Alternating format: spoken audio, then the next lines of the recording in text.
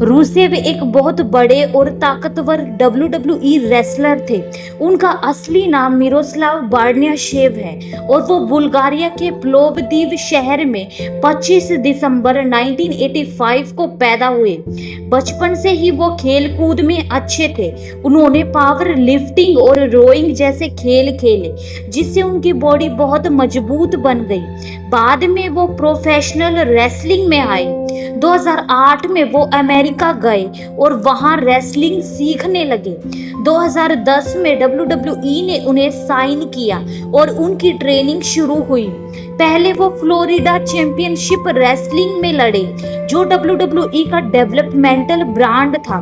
वहां उनका नाम अलेक्जेंडर रूसेव रखा गया। फिर जब FCW बंद हुआ तो वो NXT में गए। NXT में उन्होंने कई छोटे मोटे मैच लड़े और धीरे धीरे अपनी ताकत दिखाई। उनकी बॉडी इतनी बड़ी थी कि लोग उन्हें देखकर डर जाते थे।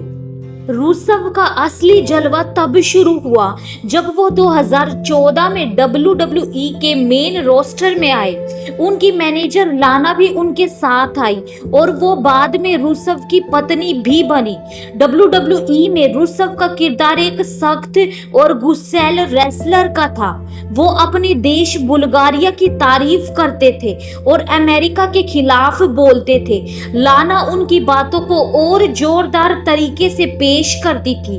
फैंस को उनका यह बुरा किरदार बिल्कुल पसंद नहीं आता था और वो रिंग में बहुत डरावने लगते थे। उनका पहला बड़ा मौका 26 जनवरी 2014 को रॉयल रंबल में आया। वो छठे नंबर पर रिंग में आए। वहां बड़े बड़े रेसलर्स जैसे कोफी किंगस्टन, CM पंक और कोडी रोड्स थे। रूसेव ने थोड़ी देर लड़ाई की, लेकिन 4 रेसलर ने मिलकर उन्हें बाहर कर दिया। फिर भी यह उनका पहला कदम था। उनकी असली शुरुआत 7 अप्रैल 2014 को रो पर हुई। यहाँ उन्होंने जैक राइडर को एक छोटे से मैच में आसानी से हरा दिया। उनका मूव द एक्कोलेड बहुत खतरनाक था।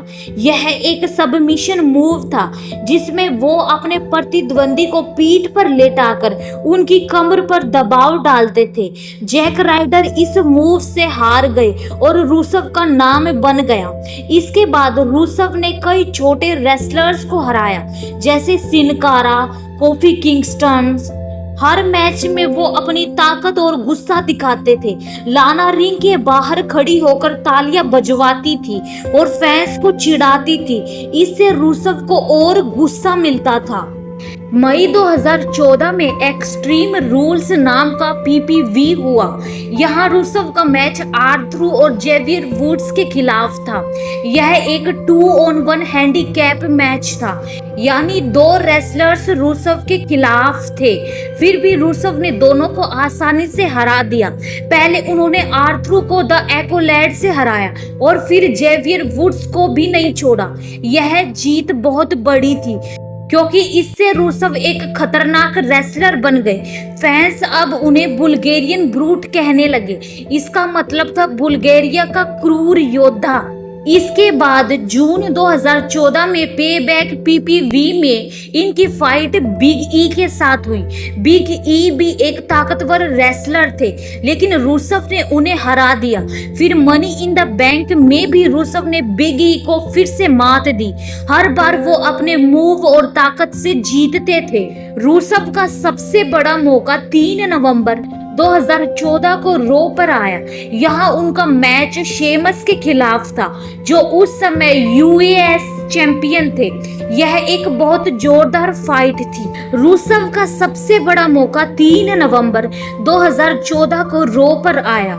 यहाँ उनका मैच शेमस के खिलाफ था, जो उस समय US चैंपियन थे। यह एक बहुत जोरदार फाइट थी। शेमस ने अपनी पूरी ताकत लगाई और अपना मशहूर मूव ब्रोक किक भी मारा, लेकिन रूसेव हारे नहीं। आखिर में रूसेव ने द एक्कोलेड लगाया और शेमस को हरा दिया। इसके साथ ही वो WWE यूनाइटेड स्टेट्स चैंपियन बन गए। यह उनकी पहली चैंपियनशिप थी और वो बहुत खुश थे। लाना ने रिंग में आकर बुल्गारिया का झंडा लहराया। यह पल रूसव के लिए बहुत खास था क्योंकि वो पहले बुल्गारिया रेसलर थे जिन्होंने यह टाइटल जीता। रूसव ने जब 3 नवंबर 2014 को शेमस को हराकर यूएस चैंपियनशिप जीती तो उनका नाम WWE में हर जगह गूंजने लगा। वो एक ऐसे रेसलर बन गए जिससे हर कोई डरता था। उनकी ताकत, उनका गुस्सा और लाना की चालाकी ने उन्हें बहुत खास बना दिया। टाइटल जीतने के बाद रूसव ने कई बार इसे डिफेंड किया। पहला मौका 15 दिसंबर 2014 को TLC PPV में आया। यह उनका मुकाबला जैक स्वैगर से था। स्वैगर एक अमेरिकी रेसलर थे जो अपने देश का झंडा लेकर रिंग में आए। यह फाइट बहुत जोरदार थी क्योंकि स्वैगर रूसव को अमेरिका की ताकत दिखाना चाहते थे, लेकिन रूसव ने अपनी ताकत से सबको हैरान कर दिया था। स्वैगर ने कई बार कोशिश की लेकिन रूसव ने द एक्कोलैड लगाकर उन्हें हरा दिया। इस जीत से रूसव का टाइटल और मजबूत हो गया। इसके बाद रूसव की नजर बड़े रेसलर पर थी। वो हर हफ्ते रो पर आते और छोटे मोटे रेसलर्स को आसानी से हरा देते। लाना उनके साथ रिंग में खड़ी होती और फैंस को चिढ़ाती। फैंस रूसव से नफरत करते थे लेकिन उनकी ताकत को मानते थे। 2015 की शुरुआत में रूसव का सबसे बड़ा टेस्ट आने वाला था, रेसलमेनिया 31। यह WWE का सबसे बड़ा इवेंट होता है और यहाँ उनकी फाइट जॉन सीना से हुई। जॉन सीना उस समय WWE के सबसे बड़े सुपरस्टार थे। वो भी यूएस चैंपियनशिप के लिए रूसव से लड़ने आए। यह फाइट 29 मार्च 2015 को कैलिफोर्निया में हुई। रूसव ने इस मैच के लिए बहुत तैयारी की थी। वो एक असली टैंक लेकर रिंग में आए। टैंक पर बुल्गारिया का झंडा था और लाना उनके साथ थी। यह नजारा देखकर फैंस हैरान रह गए। मैच शुरू हुआ और दोनों रेसलर्स ने अपनी पूरी ताकत लगा दी। जॉन सीना ने रूसव को कई बार एटीट्यूड एडजस्टमेंट मारने की कोशिश की लेकिन रूसव हर बार बच गए। रूसव ने भी सीना को द एक्कोलैड में जकड़ने की कोशिश की। एक वक्त ऐसा आया जब लगा कि रूसव जीत जाएंगे लेकिन लाना रिंग के किनारे पर खड़ी होकर चिल्लाने लगी और गलती से रूसव का ध्यान भटक गया। सीना ने मौका देखा और एटीट्यूड एडजस्टमेंट मारकर रूसव को हरा दिया। इस हार से रूसव का यूएस टाइटल चला गया। यह उनकी पहली बड़ी हार थी और वो बहुत गुस्से में थे। रेसलमेनिया के बाद रूसव और लाना के बीच झगड़ा भी दिखाया गया जो उनकी स्टोरी का हिस्सा था। हार के बाद रूसव ने फिर से मेहनत शुरू की। मई 2015 में एक्सट्रीम रूल्स में उनकी फिर से जॉन सीना के साथ फाइट हुई। यह एक आई क्विट मैच था।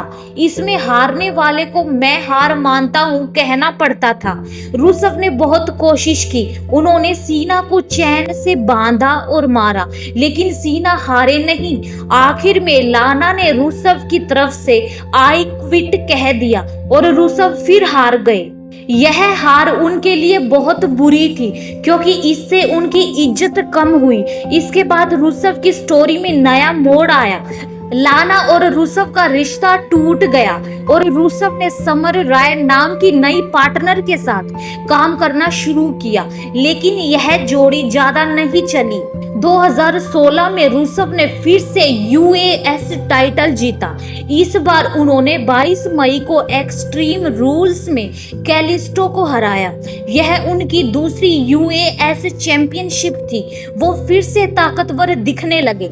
इसके बाद उन्होंने टाइटस ओनील, जैक स्वैगर और मार्क हेनरी जैसे रेसलर्स को हराया लेकिन जुलाई 2016 में जॉन सीना फिर से उनके सामने आए। बैटल ग्राउंड PPV में सीना ने रूसव को हराकर टाइटल फिर से छीन लिया। रूसव का यह दौर ऊपर नीचे चलता रहा। वो जीतते भी थे और हारते भी थे, लेकिन उनकी ताकत और द एक्कोलेड हमेशा फैंस को पसंद आता था। रेसलमेनिया 31 में जॉन सीना से हारने के बाद रूसव का करियर थोड़ा डगमगा गया। उनकी स्टोरी में लाना के साथ झगड़ा दिखाया गया, जो सिर्फ स्क्रिप्ट का हिस्सा था। लाना ने रूसव को छोड़ दिया और डोल्फ जिगलर नाम के रेसलर के साथ जोड़ी बना ली। यह 2015 की गर्मियों की बात है। रूसव बहुत गुस्से में थे। उन्होंने समर राय नाम की नई मैनेजर के साथ काम करना शुरू किया। समर राय एक खूबसूरत रेसलर थी जो रूसव की मदद करने लगी, लेकिन यह जोड़ी ज्यादा दिन नहीं चली। रूसव और समर राय ने जॉन सीना और डोल्फ जिगलर के खिलाफ कई टैग टीम मैच लड़े, जैसे समर स्लैम 2015 में, लेकिन हर बार रूसव हार गए। यह उनके लिए मुश्किल वक्त था, क्योंकि फैंस अब उन्हें उतना गंभीरता से नहीं लेते थे। 2016 में रूसव ने फिर से वापसी की। वो अपने पुराने जोश में लौट आए। 22 मई 2016 को एक्सट्रीम रूल्स में उनकी फाइट कैलिस्टो से हुई। कैलिस्टो उस समय यूएस चैंपियन थे। यह एक छोटा लेकिन जोरदार मैच था। रूसव ने अपनी ताकत दिखाई और द एक्कोलेड से कैलिस्टो को हरा दिया। इसके साथ ही वो दूसरी बार यूएस चैंपियन बने। यह जीत उनके लिए बहुत जरूरी थी, क्योंकि इससे उनका आत्मविश्वास वापस आया। टाइटल जीतने के बाद रूसव ने कई रेसलर्स को चुनौती दी। जून 2016 में money in the bank PPV में उन्होंने टाइटस ओनील को हराया। टाइटस एक ताकतवर रेसलर थे, लेकिन रूसव के सामने नहीं टिक पाए। फिर रो पर उन्होंने जैक स्वैगर और मार्क हेनरी जैसे रेसलर्स को भी हराया। हर बार वो अपने टाइटल को डिफेंड करते थे। 2016 के अंत तक रूसव का करियर थोड़ा ठंडा पड़ गया। वो छोटे मोटे मैच लड़ते रहे, लेकिन बड़ी जीत नहीं मिली। फिर 2017 में एक नया मोड़ आया। WWE ने उन्हें स्मैकडाउन ब्रांड में भेजा। यहाँ उनकी मुलाकात एडन इंग्लिश से हुई। एडन एक रेसलर और सिंगर थे। दोनों ने मिलकर रूसव डे नाम की टैग टीम बनाई। यह जोड़ी बहुत मजेदार थी। एडन रिंग में गाना गाते थे और रूसव की तारीफ करते थे। फैंस को यह बहुत पसंद आया। रूसव डे का नारा हर शो में गूंजने लगा। 2017 के अंत में फास्ट लेन पीपीवी में रूसव और एडन ने न्यू डे के खिलाफ टैग टीम मैच लड़ा। यह मैच बहुत मस्ती भरा था, लेकिन वो हार गए। फिर भी फैंस रूसव को अब पसंद करने लगे थे। वो हील से फेस बन गए थे। 2020 की शुरुआत में यह स्टोरी और आगे बढ़ी। जनवरी 2020 में रो पर रूसव ने लिव मॉर्गन नाम की रेसलर के साथ जोड़ी बनाई। यह दिखाया गया कि लिव और रूसव मिलकर लाना और लैशली से बदला लेना चाहते हैं। 26 जनवरी 2020 को रॉयल रंबल में रूसव और लिव का मिक्स्ड टैग टीम मैच लाना और लैशली से हुआ। यह मैच ज्यादा लंबा नहीं चला। लैशली ने रूसव को स्पीयर मारा और जीत गई। इसके बाद यह स्टोरी धीरे धीरे खत्म हो गई। रूसव की स्क्रीन पर मौजूदगी कम होने लगी। फैंस समझ गए कि WWE अब रूसव को ज्यादा तवज्जो नहीं दे रही थी। रूसव की आखिरी बड़ी फाइट 2 मार्च 2020 को रो पर हुई।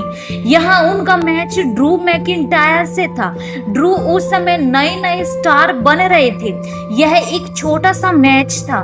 रूसव ने कोशिश की, लेकिन ड्रू ने अपना मूव क्लेमोर किक मारा और आसानी से जीत गए। इसके बाद रूसव टीवी पर कम ही दिखे। मार्च 2020 में कोविड-19 महामारी शुरू हुई और WWE के शो बदल गए। रूसव कुछ हाउस शो में लड़े, लेकिन उनकी कोई बड़ी स्टोरी नहीं थी।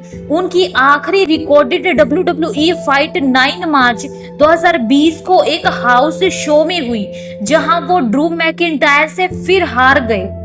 फिर 15 अप्रैल 2020 को एक बड़ा झटका आया। WWE ने रूसव को रिलीज कर दिया। यह महामारी के दौरान हुआ, जब WWE ने कई रेसलर्स को निकाला। रुसेव के फैंस बहुत दुखी हुए। रुसेव डे की यादें अभी भी लोगों के दिलों में थी। WWE में रुसेव ने 3 बार यूएस चैंपियनशिप जीती और कई यादगार फाइट्स दी। उनकी ताकत, उनका द एक्कोलेड मूव और रुसेव डे का जोश फैंस कभी नहीं भूलेंगे। WWE छोड़ने के बाद रुसेव ने अपना नाम मीरो रखा और सितंबर 2020 में ऑल एलिट रेसलिंग में डेब्यू किया। वहां वो TNT चैंपियन बने, लेकिन उनकी WWE की कहानी हमेशा खास रहेगी। रुसेव की आखिरी WWE कहानी दुखद थी, लेकिन उनका करियर शानदार था। वो एक ताकतवर, मजेदार और अनोखे रेसलर थे।